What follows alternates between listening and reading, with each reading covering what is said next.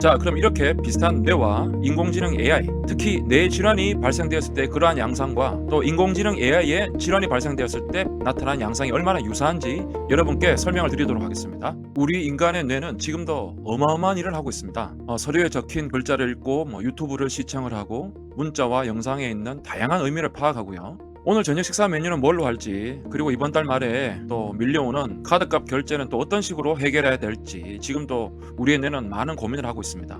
그래서 과학자들은 이렇게 얘기합니다. 우리 몸에 있는 신체 기관에서 가장 많은 에너지를 소모하는 기관이 바로 뇌이다, 브레인이다, 이렇게 얘기합니다. 자, 그런데 우리가 살아가다 보면 우리의 뇌가 가끔 이상한 행동을 합니다. 예를 들어서 냉장고 앞에 무엇을 가지러 갔는데 갑자기 내 스스로에게 이런 질문을 하는 거죠. 내가 이 냉장고 문을 왜 열었지? 내가 뭐 때문에 냉장고에 왔지? 여러분도 이런 경우 한두 번씩 있으시죠? 이러한 현상을 단기적인 기억 상실 현상이라고 얘기합니다. 자, 그런데 굉장히 재미있는 사실은 최근 전 세계인의 각광을 받고 있는 인공지능 AI도 사람의 뇌처럼 이러한 기억 상실 현상을 나타낸다는 것입니다.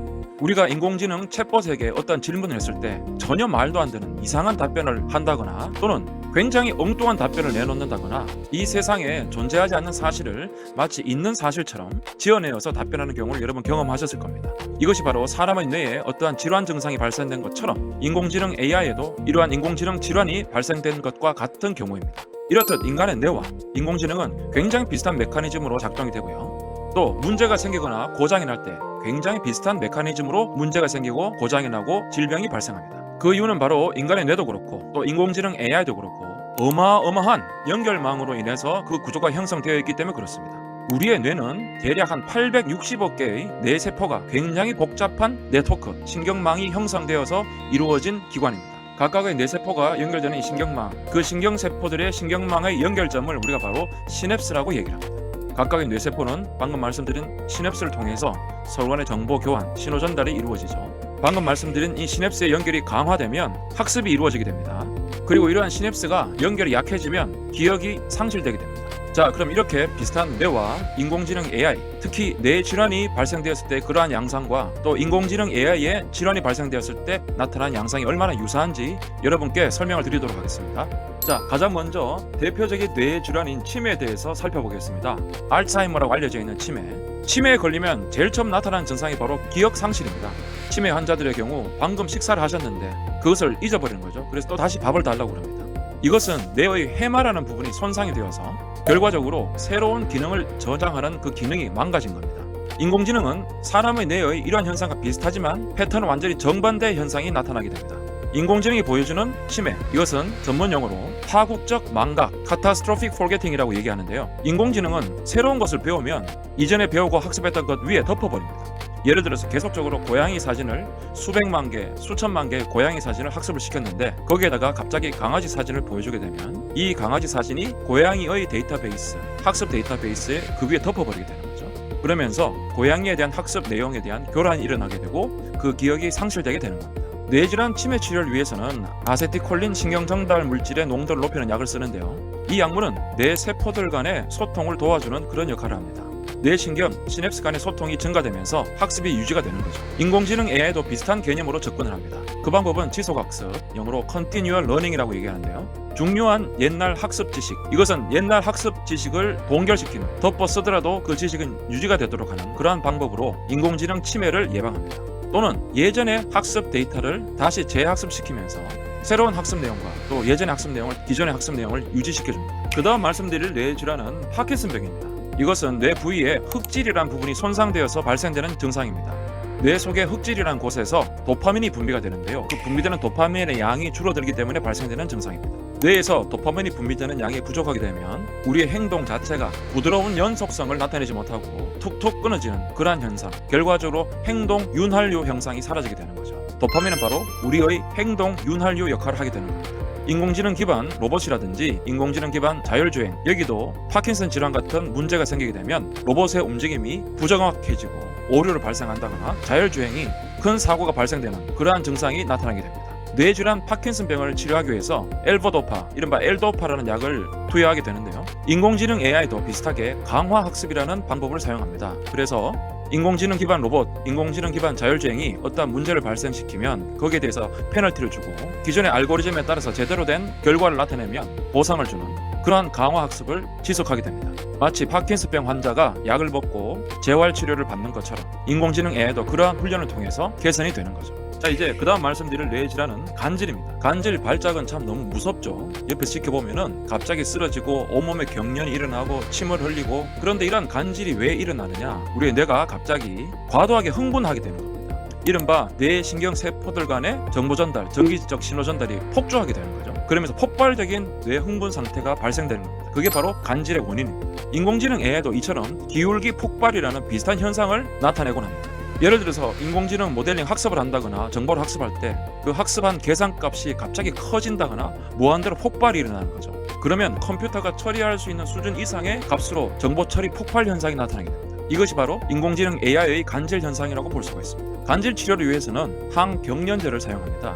또는 나트륨이라든지 칼륨과 같은 이온이 통과하는 채널을 막아버립니다. 그래서 과도한 신경계의 흥분을 차단하는 거죠. 인공지능 AI도 비슷하게 기울기 클리핑이라는 기능을 사용합니다. 학습하고 이 컴퓨터가 처리해야 되는 계산값이 과도하게 폭발 증상이 발생되면 그 값의 한계를 지정하는 거죠. 그래서 그 값 이상으로 넘어가게 되면 계산을 중단시키는 거죠. 계산값의 상한선을 정해두는 거죠. 이렇게 해서 AI 시스템이 안정적으로 작동할 수 있도록 보호장치를 마련해 두는 겁니다. 네 번째로 말씀드릴 뇌 질환은 조현병입니다. 여러분, 조현병이 뭔지 아시죠? 실제로 존재하지 않는 목소리나 소리를 듣는다거나 앞에 실제 사람이 없는데도 그 사람이 있는 것처럼 착각, 환각에 빠지는 겁니다. 최근 챗GPT를 비롯한 모든 인공지능 AI 프로그램이 가지고 있는 문제점이 뭐냐? 바로 이러한 환각 증상입니다. 이러한 인공지능 환각 증상을 영어로 hallucination이라고 얘기하는데요. 챗GPT에게 2027년 노벨 화학상 수상자가 누구지? 이렇게 물으면 아직 2027년이 안 됐음에도 불구하고 2027년 노벨 화학상 수상자는 누구누구입니다. 이러한 업적으로 이 상을 수상했습니다. 거짓된 얘기를 마치 사실인 것처럼 아주 뻔뻔하게 얘기를 하는 거죠. 인공지능의 조현병입니다. 뇌의 조현병은 항정신병 약물로 치료를 합니다.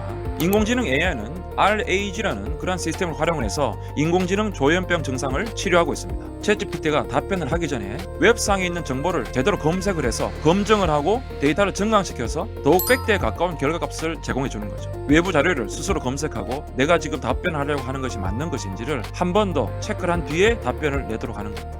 마지막으로 말씀드릴 뇌 질환은 바로 자폐증입니다. 여러분, 자폐증 환자 보셨죠? 전 세계의 지하철 노선들을 외운다거나 어마어마하게 풀기 어려운 수학 공식을 완벽하게 암기한다. 이러한 증상을 가진 사람이 자폐증 환자죠.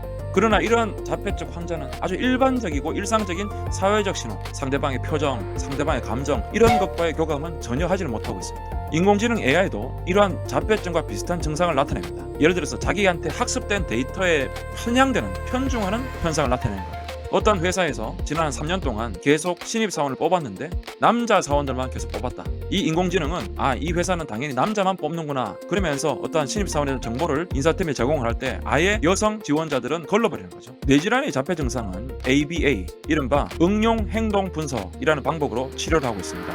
반복적인 훈련을 통해서 자기 주변에서 벌어지는 사회적인 신호를 자연스럽게 인식하고 이해할 수 있는 그런 훈련을 반복시키는 거죠. 결국 이게 편향된 뇌 신경망을 조금 더 확장시켜서 어디에 편중되지 않고 다양한 신호에 대해서 반응할 수 있는 그런 훈련을 지속하는 겁니다. 인공지능 AI도 데이터 정화 작업이라는 과정을 거칩니다. 그래서 편향된 자료를 분석을 해서 이 기존의 학습 자료와 기존의 편중되고 편향된 데이터를 걸러내고 더욱 다양한 자료를 학습시켜서 인공지능 AI 자폐 증상을 치료하게 되는 겁니다. 자, 오늘 제가 말씀드릴 내용은 그냥 재미거리로 끝날 문제가 아닙니다. 앞으로 다가올 인공지능 혁명 시대에, 특히 의료 인공지능 시대에 실제로 적용과 도입이 가능한 시대를 만나게 될 것입니다. 한번 상상해 보실래요? 치매 환자가 인공지능 AI 기반 기술로 만들어진 헤드셋을 쓰고 있는 거예요. 그리고 이 헤드셋이 치매 환자의 뇌 신호와 여러 가지 뇌파를 실시간으로 분석을 하는 겁니다. 그래서 기억이 저장이 되지 않을 때, 앞에 있는 사람을 인식하지 못하고 기억하지 못할 때 이미지와 소리를 제공하면서 이 사람에 대한 기억을 회복할 수 있는 그것을 도와주는 거죠. 결국 인공지능 AI가 우리 뇌의 보조 프로세스 역할을 해주는 겁니다. 조현병 환자의 경우에도 스마트 인공지능 안경을 쓰고 있는 겁니다. 그러면 내 눈에 환각이 보이고 헛것이 보이는데 AI 안경이 얘기해 주는 거예요. 당신 눈에 보이는 것은 실제 사물이 아닙니다.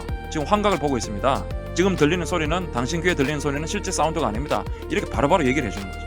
언젠가는 이 기술이 발전을 해서 지금의 AI 시대, 그리고 5년, 10년 뒤에 AGI 시대, 그리고 그 다음에 ASI 시대가 다가오겠죠.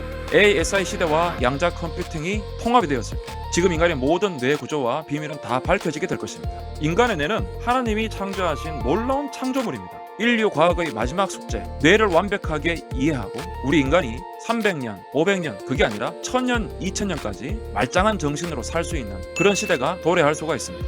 네, 오늘 영상은 여기까지입니다. 영상을 보시고 여러분께 도움이 되셨다면 구독과 좋아요, 알림 설정 부탁드립니다. 다음 영상에서 더욱 유익하고 재미있는 내용으로 찾아뵙겠습니다. 영상을 시청해 주셔서 고맙습니다. 지금까지 김동찬 연구소였습니다.